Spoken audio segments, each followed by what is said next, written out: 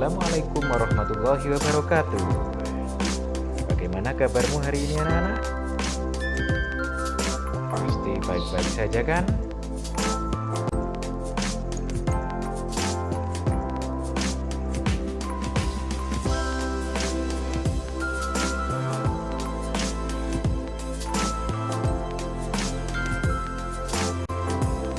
Kali ini kita masih dalam program pembelajaran dari rumah atau sering disebut dengan PDR pada materi pendidikan agama Islam dan budi pekerti kelas 5 semester 1 sekolah dasar.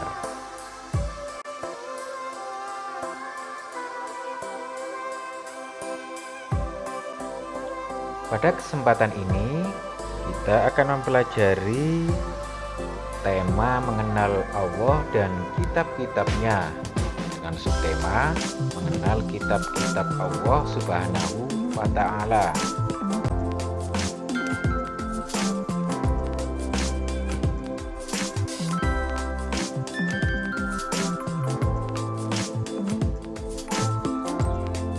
Anak-anakku semuanya, Allah Subhanahu wa Ta'ala menyuruh manusia beriman kepada kitab Al-Quran dan kepada kitab-kitab yang diturunkan kepada para rasul sebelumnya.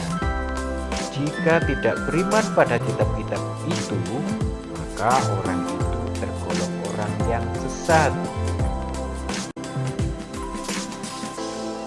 Lantas, bagaimanakah cara beriman kepada kitab Allah Subhanahu wa Ta'ala? Anak-anakku semuanya, cara beriman kepada kitab-kitab Allah adalah dengan meyakini bahwa Allah Subhanahu wa Ta'ala telah menurunkan kitab-kitabnya kepada para rasulnya melalui malaikat Jibril. Kitab-kitab tersebut harus dijadikan pedoman hidup untuk menuntun dan mengatur cara kita bersikap dan berperilaku guna mencapai keselamatan dan kebahagiaan hidup di dunia maupun di akhirat. Allah telah menurunkan 4 kitab suci serta beberapa suhuf yang diberikan kepada nabi dan rasul yang berbeda zaman dan umatnya. Semua kitab suci dan suhuf yang tersebut diturunkan oleh Allah kepada para nabi dan rasul untuk dijadikan sumber kebenaran dan petunjuk untuk memperoleh keselamatan dan kebahagiaan dunia dan akhirat. Kitab suci tersebut antara lain kitab Taurat yang diberikan kepada Nabi Musa, kitab Zabur yang diberikan kepada Nabi Daud, dan kitab Injil diberikan kepada Nabi Isa, serta kitab Al-Quran yang diberikan kepada Nabi Muhammad Shallallahu Alaihi Wasallam.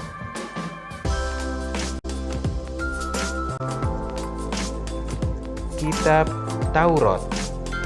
Kitab Taurat anak-anak diturunkan kepada Nabi Musa alaihissalam kurang lebih pada abad 12 sebelum Masehi di daerah Israel dan Mesir. Kitab Taurat menggunakan bahasa Ibrani.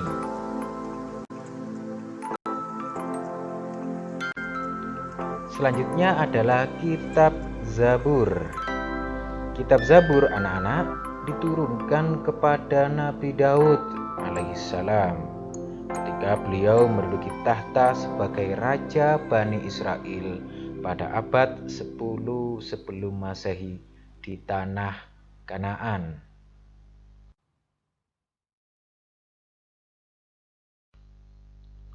Adapun kitab Injil diturunkan kepada Nabi Isa alaihissalam pada sekitar abad 1 Masehi di daerah Yerusalem. Dalam bahasa Yunani, Injil berarti kabar selamat, pelajaran yang baru atau kabar gembira.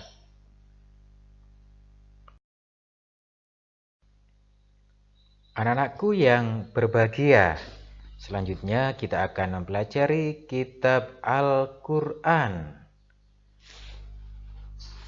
Kitab Al-Quran mulai diturunkan kepada Nabi Muhammad SAW pada abad 6 Masehi di kota Mekah.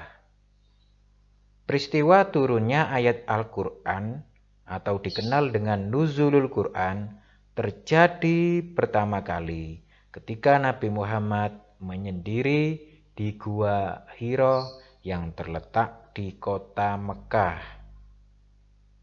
Turunnya Al-Quran ini menandai awal diangkatnya Nabi Muhammad SAW sebagai Rasulullah atau utusan Allah Subhanahu wa Ta'ala. Dan usia beliau saat itu genap 40 tahun, anak-anak. Al-Quran terdiri dari 114 surat, terbagi dalam 30 juz dan 6.236 ayat. Al-Quran diwahyukan selama 22 tahun, 2 bulan, dan 22 hari. Al-Quran menyempurnakan seluruh hukum-hukum Allah Subhanahu wa Ta'ala yang terdapat dalam kitab-kitab yang diturunkan sebelumnya. Ia diturunkan untuk seluruh umat manusia sebagai rahmat bagi semesta alam, atau disebut juga rahmatan lil alamin. Dari keempat kitab Allah Subhanahu wa Ta'ala tersebut, semuanya tentunya membawa ajaran terpuji. Kitab-kitab Allah Subhanahu wa Ta'ala merupakan petunjuk dalam kehidupan, petunjuk kepada manusia untuk berperilaku. Misalnya, berperilaku kepada Allah Subhanahu wa Ta'ala, berperilaku kepada sesama manusia, berperilaku kepada hewan, tumbuhan, dan alam semesta. Dan yang terakhir juga berperilaku untuk diri sendiri. Kitab Allah Subhanahu wa Ta'ala mengajak untuk berperilaku terpuji kepada Allah Subhanahu wa Ta'ala. Contohnya, kita selalu rajin beribadah dan juga selalu meminta pertolongan atau berdoa hanya kepada Allah Subhanahu wa Ta'ala.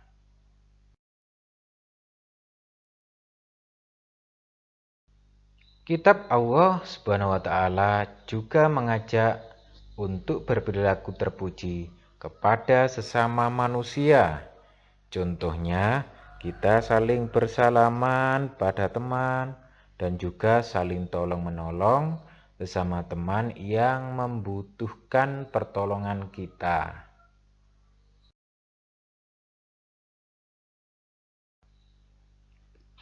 Selain itu, kitab Allah Subhanahu wa Ta'ala juga mengajak untuk berperilaku terpuji kepada hewan dan tumbuhan.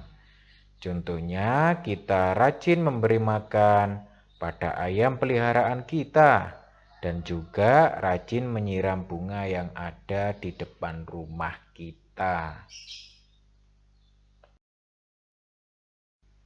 Dan yang terakhir, anak-anak, bahwa kitab Allah Subhanahu wa Ta'ala mengajak untuk berperilaku terpuji kepada diri kita sendiri. Contohnya, kita memotong kuku agar bersih dan juga sehat. Selain itu, kita juga rajin membersihkan badan dan merapikan badan kita.